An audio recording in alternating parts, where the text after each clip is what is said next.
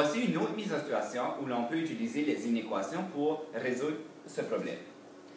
Donc, Carole peut dépenser jusqu'à 120 $ pour acheter des t-shirts souvenirs des Jeux du Canada. Elle aimerait acheter au moins 5 t-shirts qu'elle offrira à sa famille et à ses amis. Les deux styles, manches longues et manches courtes, coûtent respectivement 20 $ et 15 $. Combien de t-shirts de chaque type Carole peut-elle acheter? Donc, la première chose à voir, c'est que nous avons deux inconnus. Donc, on cherche à savoir le nombre de t-shirts à manches longues et de t-shirts à manches courtes. Donc, c'est ça, nos deux variables que l'on doit commencer par se définir. Donc, X peut être le nombre de t-shirts à manches longues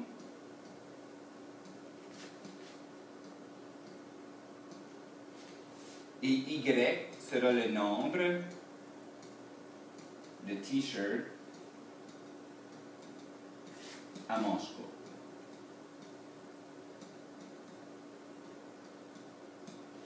Si on revient dans le problème, il faut aller voir ce sont quoi les conditions que l'on doit respecter.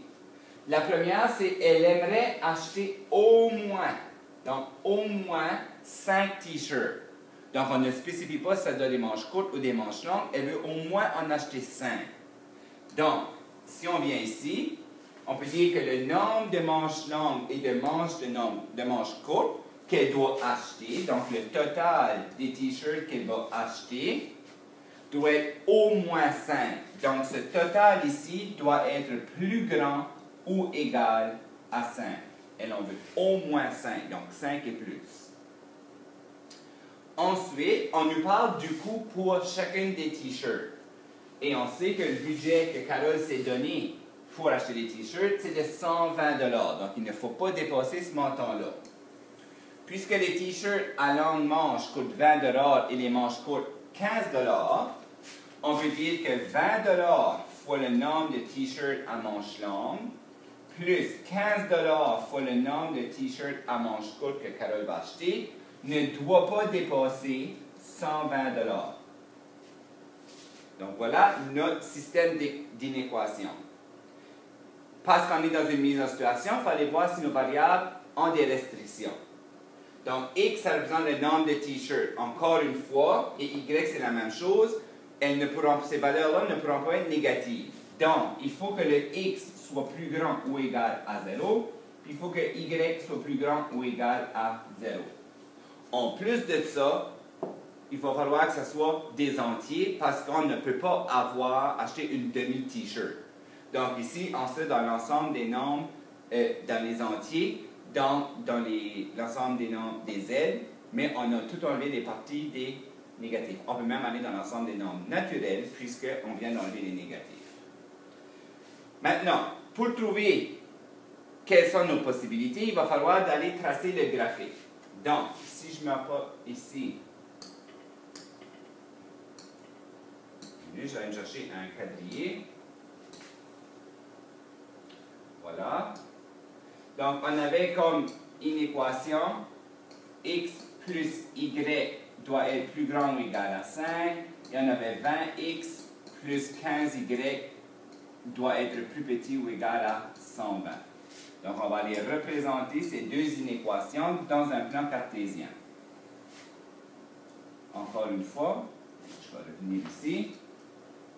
Je peux me servir seulement du cadran 1, puisque j'ai placé des restrictions que x et y doivent être positifs. Donc, juste ici. Voici le premier cadran.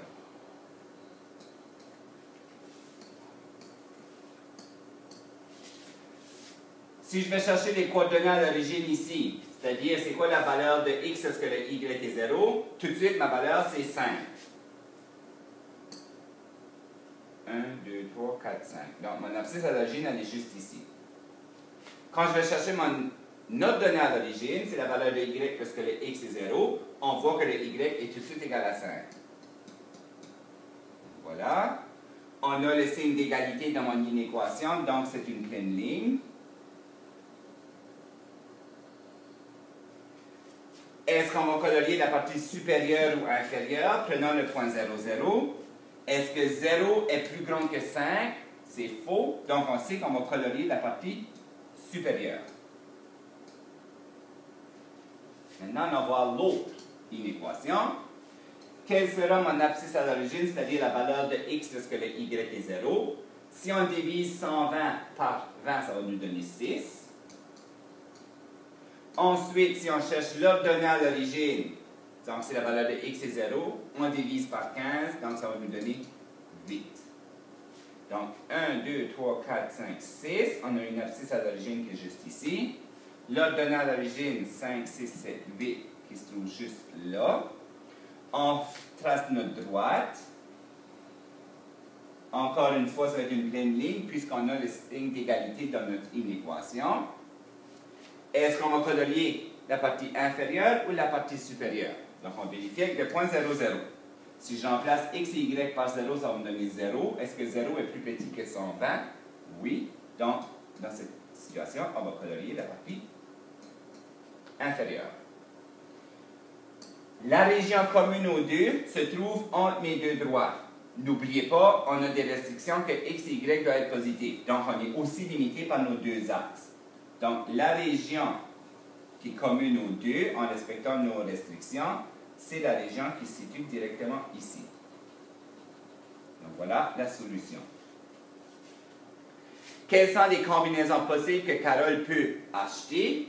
Bien là, on peut aller chercher n'importe quelle valeur qui est entière. Donc, ça, c'est une possibilité. C'est-à-dire qu'elle peut acheter une T-shirt à manches longues et 1, 2, 3, 4, 5 T-shirts à manches courtes. Elle peut acheter une T-shirt à manches longues avec 1, 2, 3, 4, 5, 6 T-shirts à manches courtes. On peut prendre cette combinaison ici. Elle peut acheter 1, 2, 3, 4 T-shirts à manches longues avec 2 T-shirts à manches courtes. Peu importe les combinaisons qu'elle va choisir ici, ça devrait respecter son budget. Si elle prend des combinaisons qui se situent à l'extérieur de cette région-là, elle ne respecte pas les conditions qu'elle s'était données au début au niveau de son budget et au niveau du nombre de T-shirts qu'elle voulait acheter.